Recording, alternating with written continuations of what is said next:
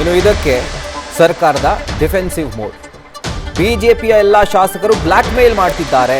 ಗೌರವದಿಂದ ಇದ್ರೆ ಸರಿ, ಇಲ್ಲ ಅಂತಂದ್ರೆ ಎಸ್ಮಾ ಹಾಕಿಸ್ತೇನೆ.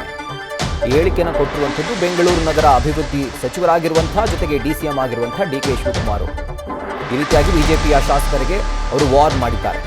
ಅಲ್ಲೂ ಕಸ ಬೇಡ, ಇಲ್ಲೂ ಕಸ ಬೇಡ ಅಂದ್ರೆ ಎಲ್ಲ ಹಾಕಬೇಕು. ಇನ್ಮೇಲೆ ತಂದು ಬಿಜೆಪಿ ಶಾಸಕರ ಮನೆ ಮುಂದೆ, ಬಿಜೆಪಿ ಕಚೇರಿ ಮುಂದೆ ಹಾಕ್ತೀನಿ ಅನ್ನುವಂಥ ಒಂದು ವಾರ್ನಿಂಗ್ ಅನ್ನ ಡಿಸಿಎಂ ಡಿಕೆ ಶಿವಕುಮಾರ್ ಕೊಟ್ಟಿದ್ದಾರೆ. ಆಲ್ MLAs ಎಲ್ಲ ಬ್ಲ್ಯಾಕ್ ಮೇಲ್ ಮಾಡ್ತಾ ಇದ್ದಾರೆ. ಆಲ್ MLAs ಕಸ ಹಾಕಬಾರ್ದು ಅಂತೇಳಿ ಬ್ಲ್ಯಾಕ್ ಮೇಲ್ ಮಾಡ್ತಾ ಇದ್ದಾರೆ. ನಮಗೆ ಫಂಡ್ಸ್ ಬೇಕು, ಅದು ಬೇಕು, ಇದು ಬೇಕು ಅಂತ.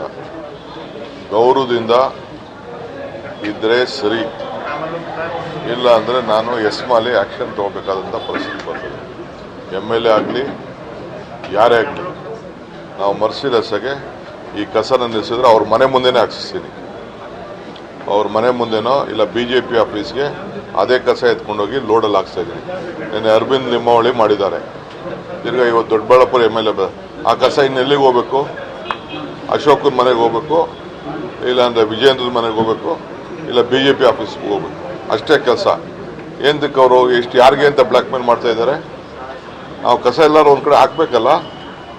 ಹಿಂದೆ ಮೊದಲಿಂದ ನಾವು ಏನು ಮಾಡ್ಕೊಂಡು ಬರ್ತಾ ಇದ್ದೋ ಆ ಕೆಲಸ ನಾವು ಮಾಡ್ಕೊಂಡು ಬರ್ತೀವಿ. ಈಗ ಹೊಸ ಅವ್ರಿಗೆ ಫಂಡ್ಸ್ ಬೇಕು ಅಂತ, ಅವ್ರ ಕ್ಷೇತ್ರಕ್ಕೆ ಡೆವಲಪ್ಮೆಂಟ್ ಫಂಡ್ ಬೇಕು ಅಂತ ಅಂದ್ಬಿಟ್ಟು ಬ್ಲ್ಯಾಕ್ ಮೇಲ್ ಮಾಡ್ತಾ ಇದ್ದಾರೆ.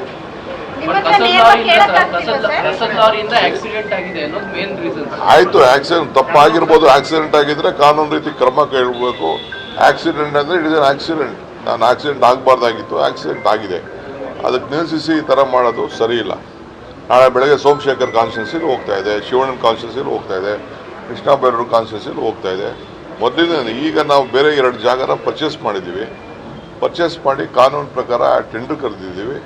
ಅಲ್ಲೆಲ್ಲ ಕೆಲವು ಇಶ್ಯೂಸ್, ಲೀಗಲ್ ಇಶ್ಯೂಸ್ ಇದೆ, ಅದೆಲ್ಲ ಸೆಟ್ರೇಟ್ ಮಾಡಿ. ಗುತ್ತಿಗೆದಾರರು ಮತ್ತೆ ಆರೋಪ ಮಾಡಿದ್ದಾರೆ, ಹಿಂದಿನ ಸರ್ಕಾರಕ್ಕಿಂತ ಈಗ ಮತ್ತೆ ಕಮಿಷನ್ ಜಾಸ್ತಿ ಆಗಿದೆ, ನಮ್ಮ ಪೆಂಡಿಂಗ್ ಇದೆ 37,000 ಕೋಟಿ. ಕಂಪ್ಲೇಂಟ್ ಫೈಲ್ ಮಾಡಕ್ಕೆ ಹೇಳಿ. 38,000 ಕೇಸ್ ಮೊದಲು ನಿಲ್ಲಿಸ್ಲಿ ಕಾಮಗಾರಿನ.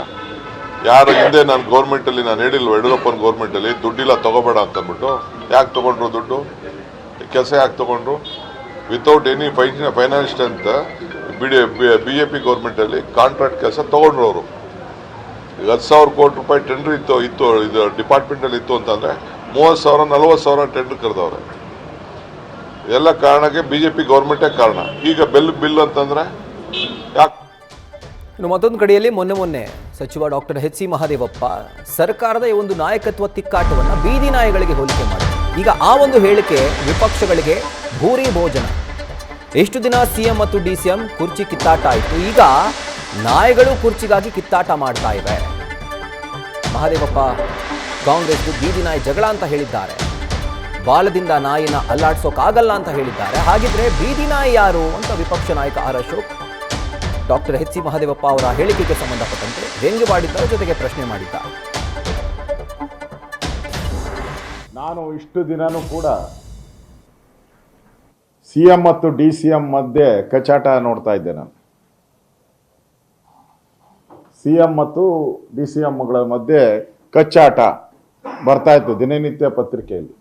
ನೆನ್ನೆಯಿಂದ ನೋಡ್ತಾ ಇದ್ದರೆ ಕುರ್ಚಿಗೆ ನಾಯಿಗಳು ಕಿತ್ತಾಡುವಂಥ ಪರಿಸ್ಥಿತಿ ಬಂದ್ಬಿಟ್ಟಿದೆ. ಅಂದರೆ ಅವು ನಾಯಿಗಳಿಗೂ 3ನೇ ಮಾಡಿಯ ಯೋಗ ಅಂತ ಮಹದೇವಪ್ಪನವ್ರು ಹೇಳಿರೋದು, ನಾನಲ್ಲ. ಮಹದೇವಪ್ಪನವ್ರು ಹೇಳಿದ್ದಾರೆ, ಬೀದಿ ನಾಯಿಗಳು,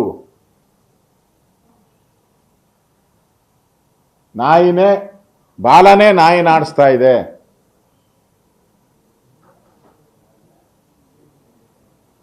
ಸುಪ್ರೀಂ ಕೋರ್ಟ್ ಹೇಳಿದೆ ಈ ನಾಯಿಗಳನ್ನೆಲ್ಲ ಒಳಕ್ಕಾಕು ಅಂತೇಳಿ. ಅದಕ್ಕೆ DK ಸುರೇಶ್ ಅವರು ಹೇಳಿದ್ದಾರೆ, ನಾವೆಲ್ಲ ನಿಯತ್ತಿನ ನಾಯಿಗಳು, ನಾವು ಬೀದಿ ನಾಯಿಗಳಲ್ಲ. ಅವರೇ ಹೇಳಿಕೆ DK ಸುರೇಶ್ ಅವರು, ನಾವು ನಿಯತ್ತಿನ ನಾಯಿಗಳು. ಅಂದರೆ ಬೀದಿ ನಾಯಿಗಳು ಯಾರು ಈಗ ಕಾಂಗ್ರೆಸ್ಸಲ್ಲಿ? ಹಂಗಾರೆ ಹೇಳ್ಬೇಕಲ್ಲ. ಈಗ ನಂದಲ್ಲ ಇದು ಯಾವುದೂ, ಎಲ್ಲ ಮಹದೇವಪ್ಪಂದೆ. ನಾನು ಏನು ಹೇಳಿದ್ರು ಮಹದೇವಪ್ಪ ಜಾಯಿನ್ ಮಾಡ್ಕೊಂಬಿಡಿ ಮಹದೇವಪ್ಪ. ಈಗ DK ಶಿವರು ಹೇಳಿದರೆ ನಾವು ನಿಯತ್ತಿನ ನಾಯಿಗಳು. ಕಾಂಗ್ರೆಸ್ಸಲ್ಲಿ ನಾವು ನಿಯತ್ತಿನ ನಾಯಿಗಳು. ಬೀದಿ ನಾಯಿಗಳು ಯಾರು? ಹಂಗಾರೆ ಮಹದೇವಪ್ಪನವರ? ಅಲ್ಲ, ಅವ್ರು ಹೇಳಿರೋ ಪ್ರಕಾರ, ನಂದಲ್ಲ ಇದು. ಅಂದ್ರೆ ಈ ನಾಯಿಗಳ ಕಚ್ಚಾಟ, ಬೀದಿ ನಾಯಿ ಮತ್ತು ನಿಯತ್ತಿನ ನಾಯಿ. ನ್ಯೂಸ್ ಫಸ್ಟ್ ನಿರ್ಭೀತಿಯಿಂದ ನಿಮ್ಮ ಪರವಾಗಿ.